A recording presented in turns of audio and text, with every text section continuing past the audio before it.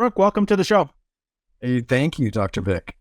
I'm excited to have you on. There's so much I want to discuss with you, and just getting, right before we're jumping on here, it's like, oh man, these are gonna be some fun topics. I think it's an epidemic we're seeing. And before I get into all that good stuff, I always love to ask my guest, and is how did you get into what you're doing? What's your story? What's the backstory that got you to leading you, or propelled you, or inspired you to do what you're doing today? Well, it's a long story, basically, but it started several years ago. I first of all, I want to say I'm really excited to be on your show because I've been waiting a long time for this. Because what you talk about, the mindful experiment with, looking at the power of our mind and how it can negatively or positively impact our lives, is the foundation, the essence of my book. Everything starts with the mind. It's Western medicine and pharmaceutical industry that has really misled us into thinking that sex is just limited to our physiology and our sexual genitalia, and that any sexual dysfunction which arises can just be magically wiped away with the swipe of a wand and make our lingam hard and our yoni aroused. But that's not how it works, actually. And they really have no clue what they're doing when it comes to sexual health, because our sex is largely an act of the mind. It's largely a neurological act. And any sexual behaviors, choices, and consequences we make reach far beyond just the confines of our physiology and our sexual genitalia, and has the power to actually impact, to transmute, transform, impact all areas of our life. When it's positive, we can actually resolve and heal erectile and sexual dysfunction. It can also be a launching pad, an impetus for really strong physical fitness and physical health. It can actually create deep, meaningful, connective relationships, and it can create success in our careers and our passions in life. So when it's a negative impact, it actually can create massive dysfunctions in all areas of our life. And that's actually what we're seeing today. We're seeing an epidemic of erectile sexual dysfunction, largely for men, due to pornography usage and our sexual behaviors. We're seeing really an epidemic of relational dysfunction, and really a dysfunction of the mind. It all starts with our mind and our energy, and we just don't recognize that enough today when it comes to reductive medical approach to medicine. No, I couldn't agree with you more on that. I mean, it's one of these things where it's amazing on the power of the mind and how it plays a huge role. And we're just starting to understand. I mean, we got science coming in now to finally kind of support these things. Before I was like, oh, it's just mind. This is that woo-woo stuff. Or it could be spiritual stuff. And now it's like, no, there's actually science that's backing up a lot of this stuff. And it's like, holy cow, they're actually right from the beginning. When we look at, erectile dysfunction in itself, I remember when I have men so hard to bring this up. I mean, I had patients who would have it, and it was always something that it would like at the end of a consult, well, doc, I don't know if you can help with this, but I don't even want to mention it. And it's like, is it related to your health? They're like, yeah. I'm like, well, let's talk about it. And they'll be like, I have, sometimes it's a little hard for me to either get hard or hold. And I was like, okay, how long have you been noticing that? And I just totally, it is what it is. And, but it's always interesting. It's always been, or it would show up later. Like sometimes they wouldn't even mention it to me. And then like a month or 2 or 3 months down the road, they're like, hey doc, I got to ask you a question. And they're like, and they get closer to me, and I'm like, okay, this is gonna be something that they don't want nobody to hear about. And because my rooms are semi-private, but you can overhear conversations sometimes. And so they'll be like, does this help with, getting here? And they do this whole hand thing. I'm like, what's the hand thing? And I'm just messing with them now. And they'll be like, yeah, can it help with, I used to, having erection and all this in my sexual life. I was like, absolutely. And they're like, because it has. And I was just curious. And I was like, why didn't you mention that in the first place? So how do we demystify this so that, we can open up that dialogue? Yeah, I'm going to get to that. But that's a great point, because men are petrified right now. And, the problem is that a diagnosis of erectile dysfunction for men today is essentially a sexual death sentence. The way Western medicine is approaching it, we're handed a lifetime prescription of pharmaceutical ED drugs with no plan to regain a vibrant, healthy sexual function ever again. So it's no wonder men don't want to talk about it. because there's no solutions for them, and they're petrified in submission by these draconian and archaic measures of Western medicine and pharmaceutical industry. And that's exactly why when I went through this own terrifying, humiliating, and really disempowering approach that they made me think I was going through, that I received my own healing miracle from God. And I made a promise several years ago, excuse me, that I would, sorry, it's a little bit earlier, that I would write this book, because I wanted to provide a pathway for men out of this, where they didn't have to go through the same suffering as I was going through. So yeah, that's what I did. And, Western medicine and the pharmaceutical industry really have zero interest to provide real solutions and get to the root source of the problem.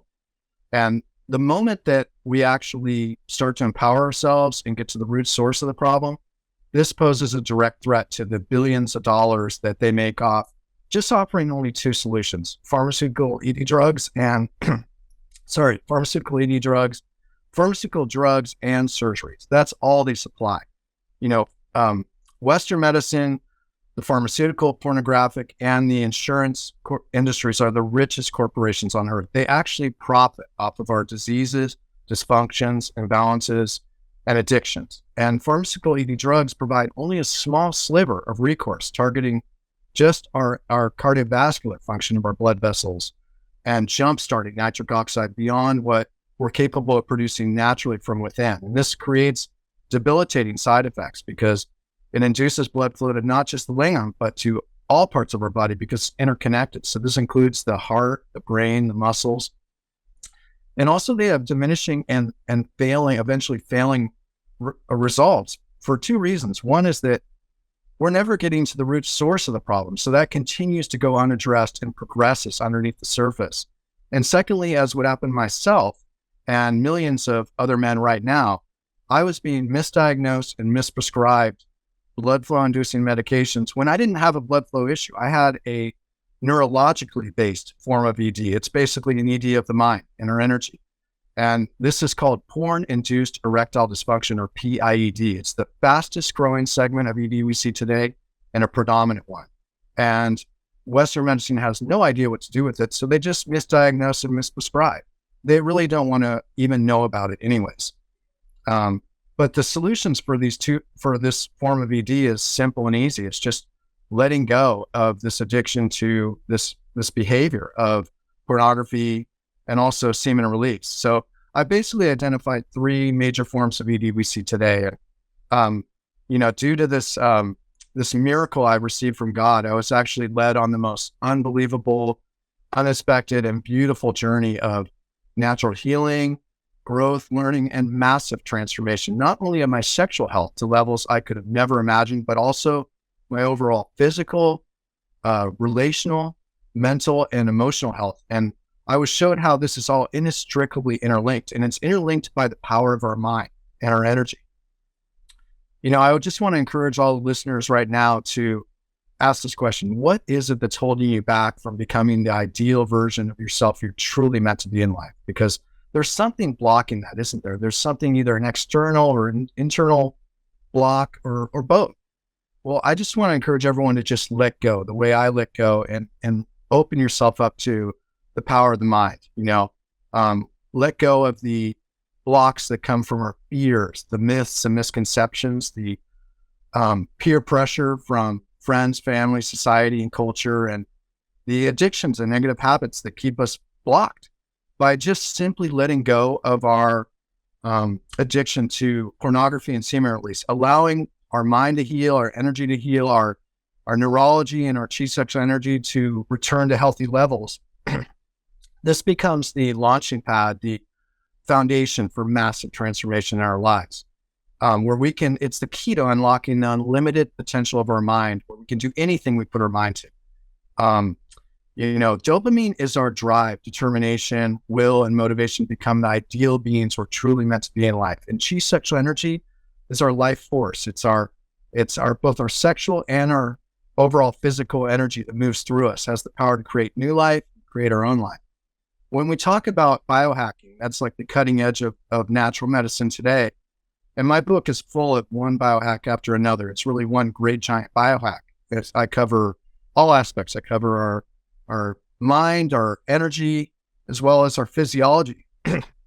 But we don't talk enough about our mind and energy, the powers, the gifts that we've been given with that. Because I can assure you that with the transformations I went through, and the hundreds of thousands of other men that have just simply let go of this addiction to pornography and semen release, and practice semen retention, this is truly the two most powerful biohacks on the face of the planet. It's more powerful than all the superfoods and ED medications combined. But I've really identified three major forms. The first is porn-induced erectile dysfunction, as I mentioned. We are now at the end of a massive 2-decade-long experiment on the minds and neurology of the global population with free internet pornography. And we're now seeing the results of this experiment. They're coming in, and we're seeing, it's terrifying. It is harrowing. We're seeing an entire generation of young men as virgins, unable to have the first sexual experience of their lives and engage in any meaningful connective relationship. Now, can you imagine for a second the horror of coming to age sexually where you're ready to engage in sex with a real human and realizing you can't, and you may never be able to, and you're relegated to the dungeons of a fantasy of an iPad or a computer device? That's what's happening. We're actually, on an epidemic level, we are threatening to rip the very fabric. I'm so sorry.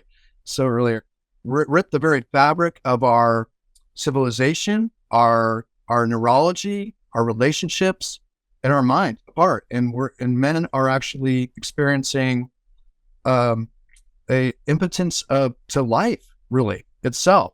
The second form of ED we see today is really always linked with the first form. It's practiced with pornography.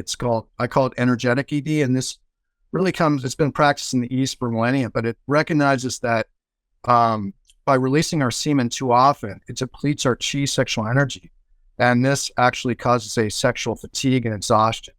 But the solutions for the two first forms of ED is simple, easy, and free. It doesn't cost us a cent, and it doesn't make Western medicine and the pharmaceutical industry a cent, which is why they don't want to really hear about this. But we are empowered to resolve these two first forms of ED. Not only that, but we're the only power capable of this. Even if we want to keep handing over our power to Western medicine and the pharmaceutical industry, they cannot resolve this for us. We actually have to go inside our own individual heart and soul and find that strength to just simply let go of this addiction to engaging in pornography and similar virtual imagery, and practice semen release, semen retention. That's it. That's all it takes. And then you are well on your way to massive transformation in all areas of your life. This is truly a powerful, powerful biohack that we're not being taught. But the third form of ED needs no introduction. This is organic ED. We're really hyper-focused on this on purpose because Western medicine and the pharmaceutical industry want us to think that every form of ED is blood flow restrictive ED because they just chanced upon, by accident, by the way, these blood flow inducing pharmaceuticals. And so they want us to be in fear and disempowerment and think that that's the only solution. But actually, the number one diagnosis with ED should always be, first of all, how often do you release your semen to pornography? When I see men in line at these sexual clinics with an iPhone in the back of their pocket, I want to scream out, it's in the back of your pocket, man. That's the source of the ED. You are young, you have no blood flow issues, you're healthy. This is an ED form of the mind and of energy. And all we have to do is look at that. And that's exactly why I wrote this book, was to wake people up that once we just look predominantly first at our mind and our energy, we can resolve most of the ED that's happening today. And not only that, but we need to first look at that in order to find out if we even have blood flow restrictive ED. And even then, we can't resolve blood flow restrictive ED if we don't first resolve the two first forms of ED. But we need to be clear that pharmaceutical ED drugs and even these nitric oxide producing boosters that are natural that mimic the same nitric oxide production pathway as the pharmaceutical drugs are not resolving anything. There are no curative powers in these pills. We're depending on them for a lifetime. A pill can never replace true healing. True healing comes from making those sometimes difficult lifestyle behavioral changes in conjunction with natural healing modalities. But I actually get to the root source of all three major forms of ED. First two are simple and easy and free. And the second one, blood flow restrictive ED, I actually harnessed the power of my mind when I started making these simple behavioral changes to actually research deeply how to get to the root source of blood flow restrictive ED, of organic ED. Organic ED really refers to physiological ED that comes from blood flow restriction or arteriosclerosis. That's the same thing. And or from hormonal. It could also be from radical pelvic surgery or impacts. And we could use stem cell PRP for that. But with blood flow restrictive ED, I asked a simple question: how can we empower our own body to intelligently produce nitric oxide from within, whenever and wherever we want it? So we're no longer dependent on this mechanical, awkward, and really crazy idea of reaching for a pill every time we want to make love for the rest of our lives. No, that's completely unacceptable, and I reject it. There is no need for it. I have solutions for all these. I basically got to the root source of blood flow restrictive ED, and now find myself in the humbling position of being possibly the only person I know of, maybe even in the world, that's just laying out a concise, clear, simple and easy, holistic, curative, and preventive solution for blood flow restrictive ED. Also, in addition to porn-induced erectile dysfunction, energetic ED, there's a protocol we can follow. That this is not confusing. Western medicine and pharmaceutical industry wants us to make us think that this is confusing, that we're disempowered, and they gaslight us. They want to point every other direction. Oh, it's in your head. Oh, it's this or that. It's blood flow restrictive, instead of getting to the root source of the problem, because they really depend on a steady stream of the sick and infirm and the sick and dysfunctional in order to continue to enrich themselves. But basically with the blood flow restrictive ED, real quick, we won't have time to go into that too much depth, but I just simply looked at the root source, which comes from free radicals, which ravage our endothelial system, and identify that and eliminate that, provide lifestyle changes like in our diet. And then I also, through IV therapy, which is really the cutting edge of naturopathy today, and I believe the wave of the future, we can heal so many different types of illnesses, but also with arteriosclerosis and blood flow restrictive ED, a couple IVs, EDTA and Black X. And I offer in my book so many different other organic healing modalities too that we don't have time to go through, because we really need to focus first on, again, porn-induced erectile dysfunction and energetic ED. That's where we should be focusing. We are being misled to think that everything is just blood flow restrictive ED, and we're just too focused on that. Yes, some people have blood flow restrictive ED, yes, and this can also enhance our sexual function if we don't have blood flow restrictive ED, and that's part of why I offer that in the book, and that's why I learned that, because I want to enhance my own sexual function beyond just having a healthy mind and neurology and energy. So I looked into this, but really we focus too much on it. We should start first with porn-induced erectile dysfunction and energetic ED. Those are the 10,000-pound elephants in the room that we're ignoring. I couldn't agree with you more. I mean, just the essence of what porn does to the mind and intimacy issues and relationships, and it creates this whole fantasy in our head instead of, embracing and appreciating what we have in front of us in the real world, can lead to so much of that and so much more.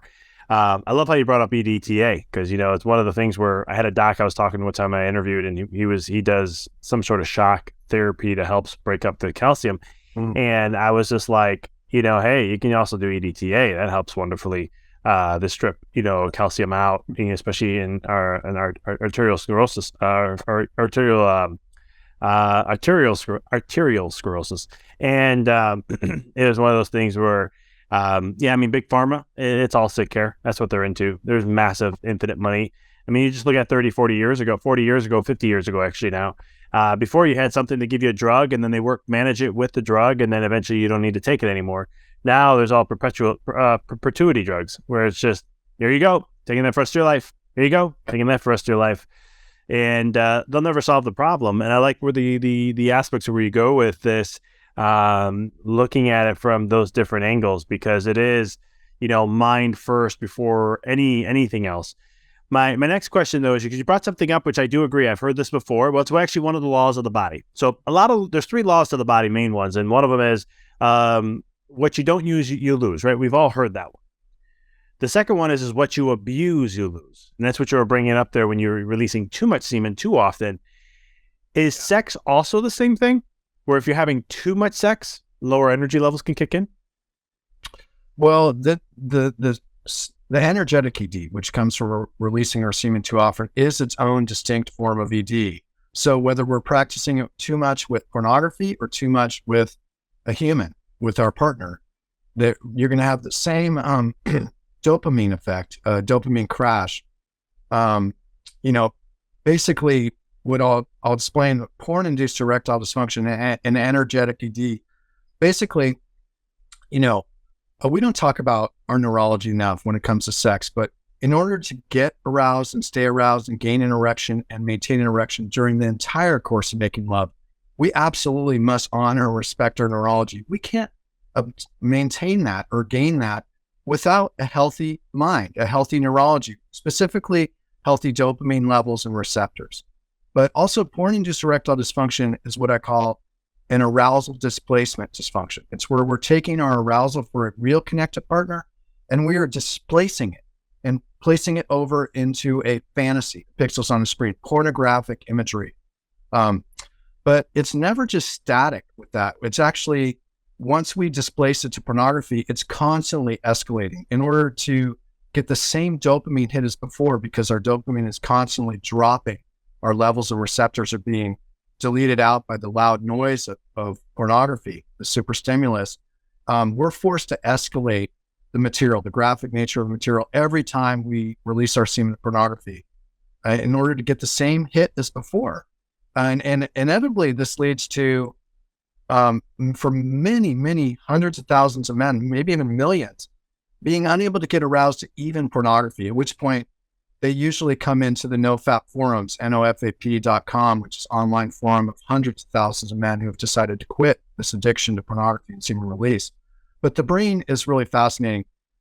The science clearly shows that the dopamine levels and receptors for porn users is depleted to the same chronically low levels experienced by cocaine and morphine addicts. In fact, the brain cannot even differentiate between a physical addiction to a drug and a neurological addiction to the superstimulus of pornography. Pornography is a superstimulus. A lot of people aren't aware of this because it combines 2 major elements together.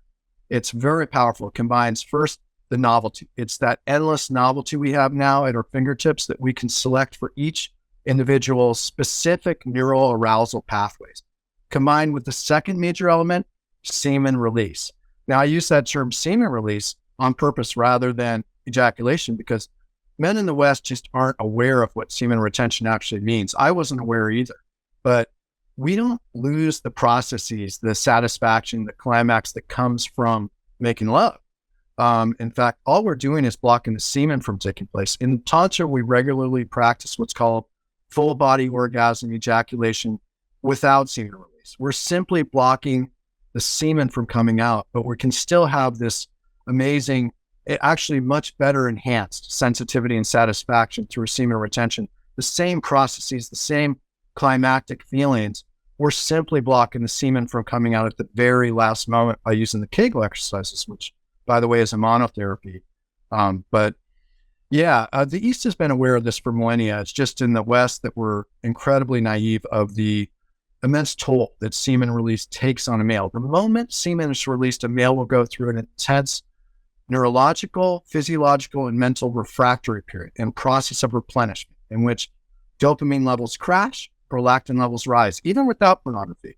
And even just one ejaculation, this causes mood imbalance, fatigue, and distancing in the relationship, and can actually weave up and down for up to 2 weeks. It's most intense for the first few days, but 80% of men statistically and 26% of women engage in pornography at least once a week. Now, what this means is that the majority of men right now are experiencing overlapping dopamine crashes and entering into a perpetual state of chronic fatigue, mood imbalance, anger, irritability, and a total inability to connect in any meaningful way in the relationship. The mind cannot tell the difference between a real connected partner and pixels on a screen. We may rationalize away and minimize pornography as a harmless fantasy on a screen, but in actuality, every time we actually release our semen to pornographic imagery, our brain thinks this is real. Our brain thinks that we are having the most incredible success at waging a highly successful campaign of mating with dozens of the most beautiful, sexy women that we could ever imagine. And this actually plays perfectly into what we call mating behavior, which mating behavior and bonding behaviors have evolved over hundreds of thousands of years in our mammalian brain. And mating behavior refers to, the definition is spreading maximum genetic diversity through novel mate selection. Now, that sounds incredibly archaic, like something out of the dark ages, and we know this really holds no value in a modern relationship, right? But this is in our brain. This is been ingrained in there, entrenched in there. It's very powerful over hundreds of thousands of years. And men are actually practicing this and perfecting it to toxic levels today. And then they're transposing these pornographic behaviors into the relationship, which forces women two options. Either they go along with this and they play along with this really addictive, toxic mating behavior and pretend like they're enjoying it, which they have to pretend to do, and that's going to end in disaster if they continue to do that, because both parts of the couple are going to end up being poisoned and undermined and ultimately destroy that relationship. But the other option, which I recommend for women, is to put out strong, clear boundaries in the relationship that toxic mating behavior, based on pornographic addiction, absent of any bonding behaviors, which just focus solely on unbridled semen release, climactic-driven sex, is not healthy for the relationship. There's neurology behind both the pornographic addictions that we have, as well as the semen release behaviors that we have too, that we're unaware of in the West. We just have not been taught these fundamentals, as men in the West, about, and we're so afraid of semen retention. There's no more feared word in the West than when I bring up semen retention. And that's because men have no idea what they're missing out on. They misunderstand it because they haven't been taught about it. They think they're going to lose their satisfaction that they get from releasing their semen, or really they think from being able to have climax. You can still have climax. But actually, the way men are practicing today with pornographic addiction, semen release addiction, they're already, because their chi sexual energy and their dopamine levels and receptors are crashing, they're already experiencing decreased sensitivity and decreased satisfaction. But not only that, women are very adept. They can sniff out when a man is lacking in magnetism, drive, success, clarity, communication abilities, connectivity, and sexual performance, and they're going to run the other way. They're actually, while men are, and they're under the mirage that their heads are buried in their devices while engaging with dozens of other women that are a fantasy.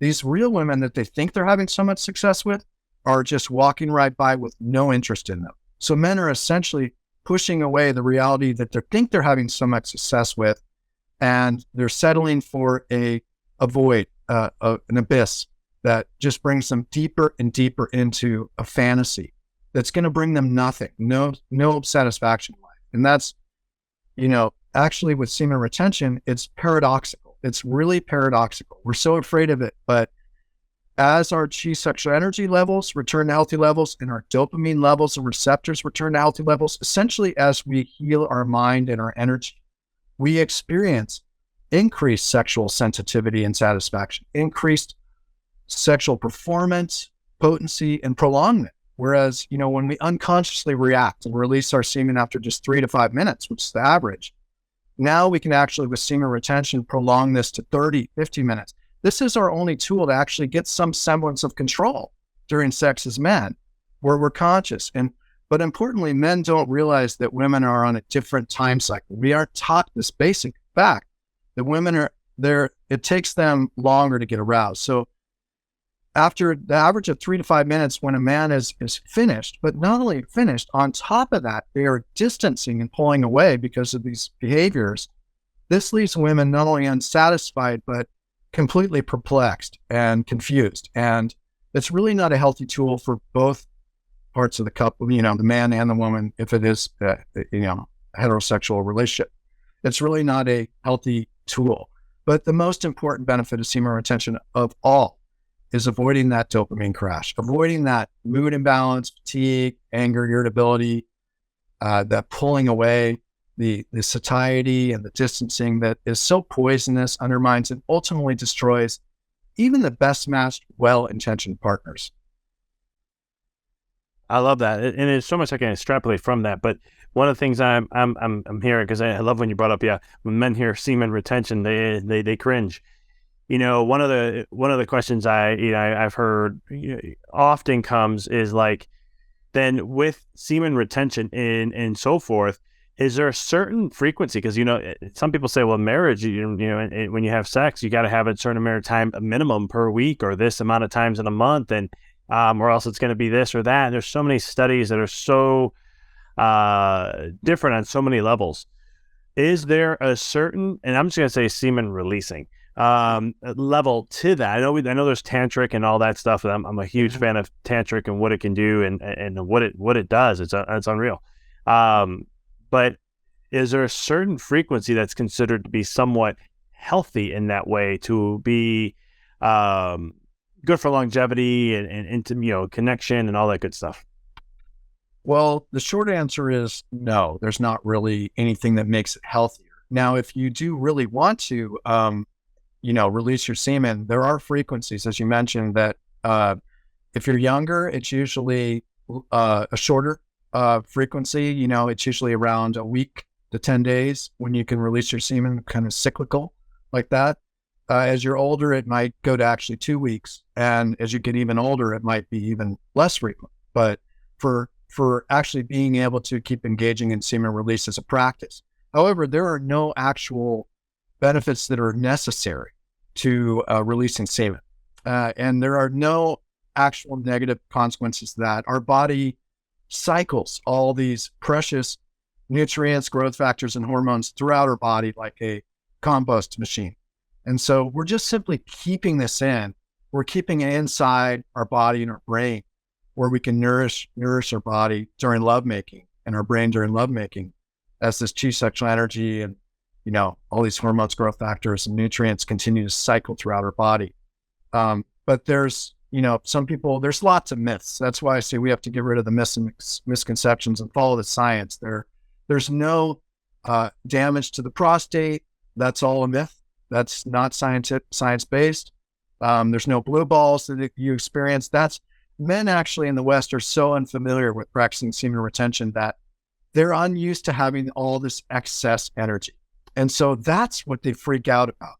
And all we have to do is breathe and just take it easy and harness and transmute that excess energy that we have into all areas of our life. That's where we get the power of our mind and our energy, is by taking this excess energy that we're so unfamiliar with having, that we're used to letting out all the time, and focusing it on our lives. And that's where we can have so much power to transmute into all areas of our life. We can actually connect more. We can communicate better. We can have better emotional availability in our relationships because we're not fatigued. We're not pulling away. We're not having these neurological factors taking place that are overwhelming us, and physiological, mental factors that are overwhelming us.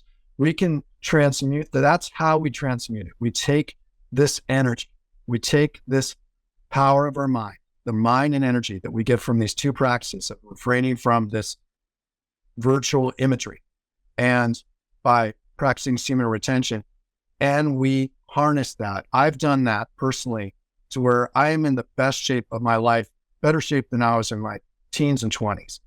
I have the best, deepest relationships. I have the best sex.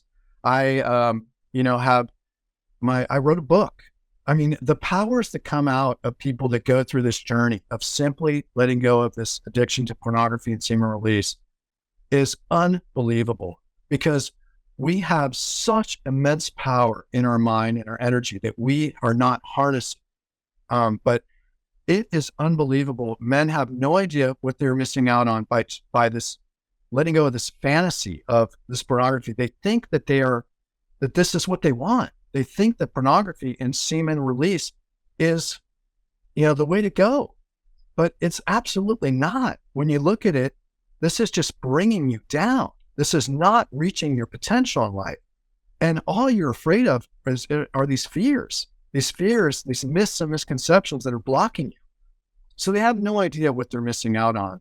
And I just am strongly encourage men that are in the grips of this really pornographic epidemic that is enriching these corporations at the expense of your own mental, neurological, sexual, physical health and relational health, to let go of this addiction once and for all, to just say, forget it.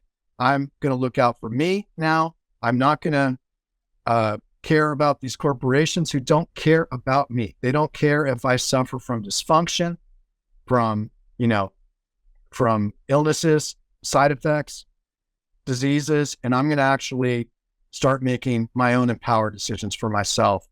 We all are capable of doing this.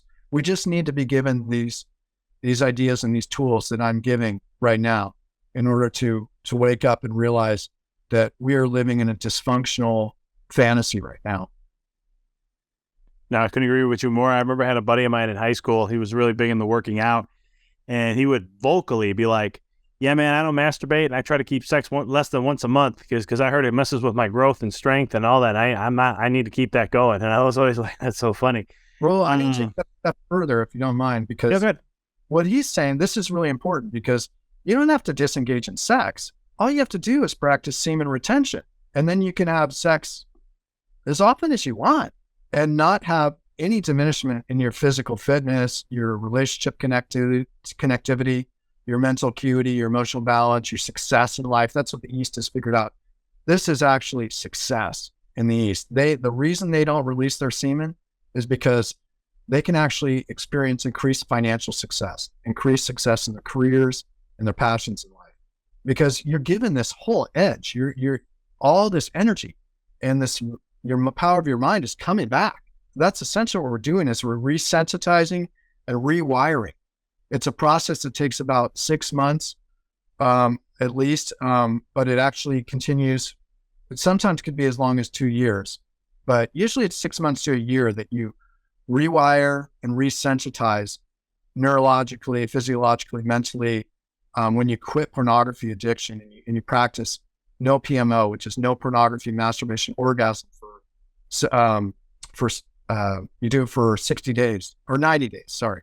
But at the end of that 90 days, almost all men that successfully go through this no PMO period, no pornography, masturbation, orgasm, they want to continue on that pathway. They don't want to go back to this entrenchment they were in before. They want to continue to transmute this into deeper relationships, which is what Tao, Tantra, Curable have been doing for millennia by practicing bonding behaviors and semen retention. Bonding behaviors are, basically, just real quick, they're deep eye gazing, deep listening, deep communicating, slow building foreplay, sensual play, meaningful touch, caressing, embracing, holding, and honoring and respecting the heart and soul of that beautiful being you're in partnership with, rather than what's happening on a massive scale right now, which is objectifying women into sexualized body parts with the heart and soul extracted from the equation.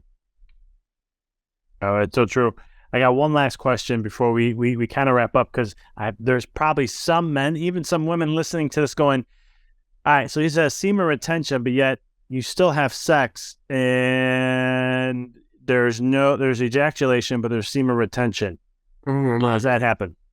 Yeah. So sorry, I didn't explain that. So what happens with full body orgasm ejaculation without semen release is all we're doing is at the end, we're blocking the semen from being released, but the lingam still ejaculates, but the semen is not expelled. So we still get the throbbing of the lingam, the ejaculation without ejaculate, if that makes sense. And we're actually still experiencing climax. We're still experiencing, and you could have multiple climaxes where you edge up and get close to climax throughout, because this is a tool that allows us to slow down, to smell the flowers, to enjoy the dance that brings us closer to God, and gets us in attunement with our partner. Now we can actually get into sexual attunement with our partner and get on the same time cycles. But we can still have, it's actually much more engaging, fuller embodiment, increased sensitivity, because you're not desensitizing yourself from masturbation to pornography, and from actually semen release itself is a sort of a desensitization process. It actually decreases our dopamine, but it actually causes us to have an energetic fatigue, where we lose sensitivity and satisfaction in the lingam, in our sexual areas. It sort of shrinks up and wants to recoil and have a rebounding period. It needs to recover. So that's what they talk about with that recovery period of, if you want to do it, you can have these, they figured it out like in Tao, where there's like an equation where, depending on your age, it could be, a week. If you're younger, it could be 2 weeks, 10 days, whatever, depending on your age. But all of that, I think, is just complicating things. I mean, you don't need to do that. That's only just for people that are having trouble wrapping their minds around this new practice. And maybe are not, I had a lot of trouble, I have to say, when we talk practically about this, with partial semen release in the beginning. And that's when I found out, hey, these Kegel exercises I've been practicing that are used as a monotherapy for mild ED actually are incredibly effective at, rather than using a $1 million hold where you physically hold the semen from coming out. I was having an issue with the semen coming out partially, and I was kind of frustrated with that. Once I got the idea, hey, I'm going to employ the Kegels instantaneously, no problem. Basically, there's a point of no return where you are so aroused and it kind of creeps up on you really fast. So this is kind of an important information I'm sharing right here, is that it creeps up very fast. And so once that you realize, oh, wow, this just hit me fast, you immediately start the Kegel exercise, which is going into my book. It's basically the 3 points, surrounding muscles around your lingam, the anus, and in between. It's 3 points, muscles that we flex twice a day, different standing, sitting, lying down. But when you're engaged in lovemaking, you can just flex those muscles because they become strong. And that'll simply block that semen from coming out, at which point you will experience an ejaculation, but the semen will not be expelled. Of course, a little bit of semen might come out during pre-com or during the process, but that's fine. Like you're not going to go through this intense dopamine crash, with that. You're still going to be fully wholesome. You're not going to experience that refractory cycle. No, that's why I want to make sure that the listeners heard that, so they knew, because I understood what you were saying, but I want to make sure they knew. But yeah, no, I think it's definitely a different approach, and I think it is something that, it makes sense. I mean, dopamine is, we are, I mean, just look at social media and what it does to our mind, or our phone does to our mind with dopamine and diminishing it. And there's so many things that affect it, and I can appreciate the approach you're taking. How can people get your book, follow what you do, and keep up with all the work that you're doing? Thanks. Well, I have my YouTube channel. I actually have my own audiobook in my own voice on my YouTube channel, Brooke Hazen, You Are Not Broken. That's BrookeHazen. You Are Not Broken. I also have the links on my website along with resources it's on brookehazen.com. And then I have the paperback with all the different scientific studies. I have a lot of beautiful scientific studies to back all this up. On my on Amazon, I have those links on my website also.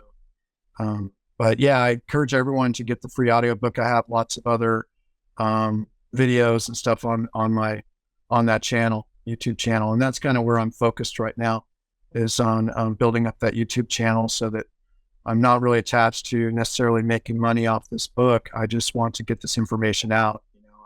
I have my own career where I'm financially stabilized, and this is just something I'm giving back. I am basically made this promise to God that I would go through and do this, and it's been really the best journey of my life. I will always remember this process I've gone through, that started out in the darkest night but became the brightest light. Amen, brother. I love that. I mean, I can relate. That's why I write books. I can care less about the best-selling title or this or that. It's just to get that information out there. It's a service that I see giving to humanity and so forth. So I appreciate you taking time to jump on, man. This was a lot of good stuff. I love the information and the wealth of knowledge there. This is going to pretty rattle some people's brains. I know it will if you're in the West. But there's a lot of stuff that you're sharing that is really, really true. In my own background understanding of Eastern philosophies and so forth, it totally aligns with the chi and everything. And appreciate your time, man. It helps to remember that this has been practiced for thousands of years in the East. So this is not new. It's just new for us in the West, but it helps to know that. But yeah, thank you for having me on, Dr. Vic. I really appreciate it. It's been a great experience. Thank you for watching. Don't forget to subscribe to catch the next video.